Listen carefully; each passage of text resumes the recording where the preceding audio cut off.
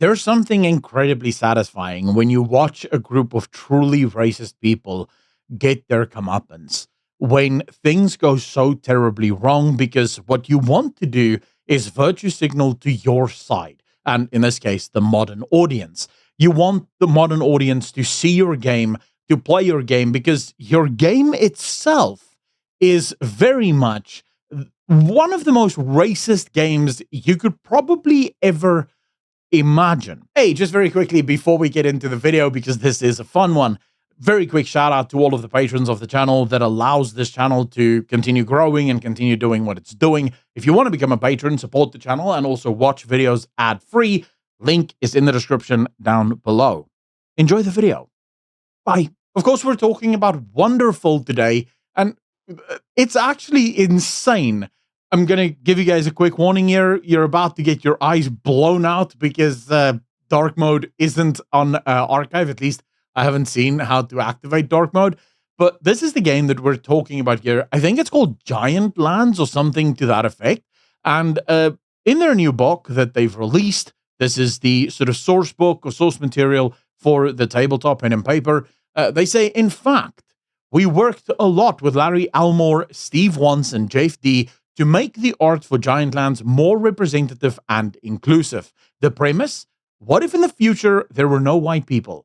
James Ward loved it too.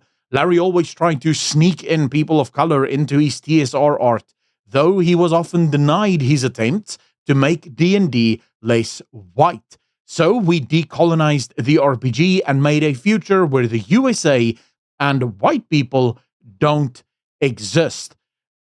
Now, I mean, let's quickly be very, very honest. That's insane. Now, of course, if you want to make a game where you want to exclude an entire group of people based purely on the color of their skin, or you want to create a universe in which these people never even existed, you're more than welcome to do so. If indeed it is you genuinely just trying to explore what such a universe would actually look like. The funny thing, or the thing that makes it very, very problematic, is when it becomes clear you weren't just doing it because, for funsies, you wanted to explore a world without white people, but you were indeed incredibly racist while you were doing so. This is, of course, a quote tweet. Now, you'll see in a second why I have to show you archive posts and sort of posts from other people, but we'll get to that. It, of course, is a retweet of Malcolm X had it right. The most neglected person in America is the black woman. It's one reason we feature a ethically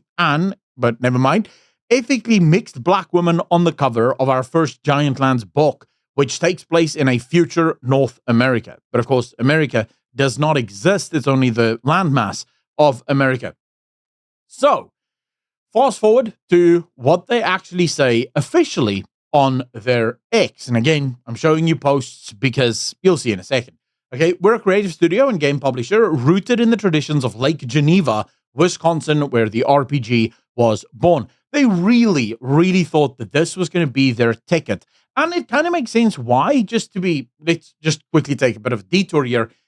A lot of people, especially on the left, do genuinely believe that the majority of gamers are super woke, super left-wing, super progressive. And so when they make these decisions to make games for these super progressives, they kind of believe that that is just the majority of people. Hence why Paul Tussey told me a few weeks ago, it is not a clear majority. This, of course, was in a post where Paul Tussey was responding to someone saying, well, despite all the BioWare higher-ups that he talked to, he intentionally missed the story. And according to Daniel here, the story is that people like Asmongold, people like Smash JT and Hypnotic and Endymion carry a lot more water and weight and a lot more authority now than your ordinary sort of mainstream journalist, to which Paul Tussey made it out as like, yeah, you can't help the hate, and that's just how it is. And I, of course, said, Paul, have you ever considered when quite clearly the majority of gamers reject these woke games, as seen in the failures of each and every one of these games, that perhaps you may be the one on the wrong side of this? Just ask yourself that one question and then genuinely critically examine your own stance. And he replies, it is not a clear majority. It is a loud minority. Okay, so they genuinely believe this when they say that it is just a minority, they believe it. But okay, so that's why they're sort of covering or running into this position, because they think that there's an actual market for it. Their pin tweet, of course, for quite a while was, "We believe games, make believe and play can unite and heal hearts, nations, and the world. In this time when so many are hurting, some good old fashioned kindness, dice, pen, paper, and imagination can go a long way. Remember to play and have a wonderful day." You always know when people tweet out stuff like this that there's a lot of hate about to happen here, and they do not disappoint. So they tweet this a few days ago. I think this was like literally day before yesterday. "Hatred is a big business these days in the USA. We don't subscribe to it or support those who do." And literally a couple of hours later, they go, "Trumpsy losers like this is what killed our business," admitting that they are struggling. "They live in some off-white fantasy of reality. We won't serve them or theirs. They are not welcome at our tables. They bought the box and didn't realize the premise is that they and their kind are finally gone from this world." I'll take you back to their original tweet. They're not all about the hate stuff, except they're very much about the hate stuff. Of course, their hate doesn't end there. They also respond to a user saying, "You'll just be bred out of existence.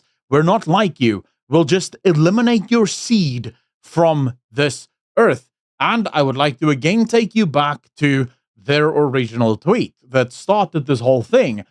They're not about the hate life, except every single time you see them, they're very much about that hate life. And then finally, here is the reason why I can't show you the actual tweets.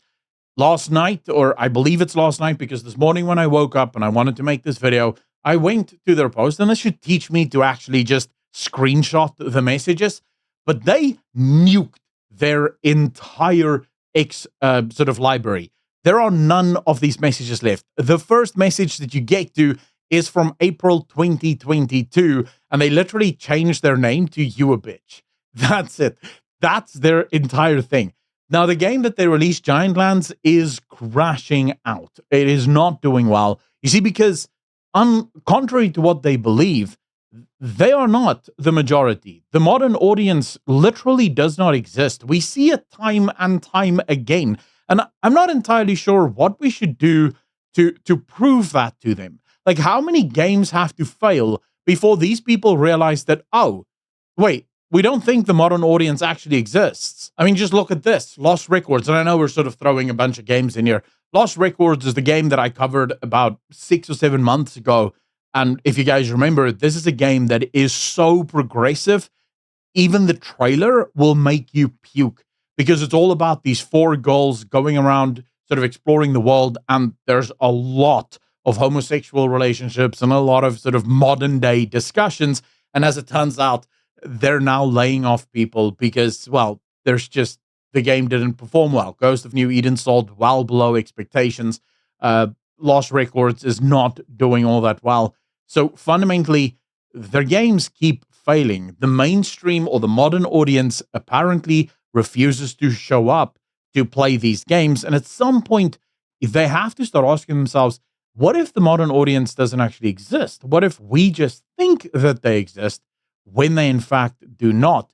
Now, it's always sad to see people lose their jobs, and you don't want people to suffer unduly, because a part of, there's definitely some very evil and bad developers that work at these companies, but there's probably also a lot of good developers that really just wanted a job and really just wanted to make some video games. And while that is sad, the fact that they're losing their jobs, that's definitely not sort of an unknown quantity. It makes sense. If you're making games for people who don't exist and you're not catering to what the actual audience wants, well, that's just what happens. As always, ladies and gentlemen, let me know in the comment section down below what you think of all of this. I wait with bated breath. As always, hit the like if you like, dislike if you didn't, and I will see all of you in the next one.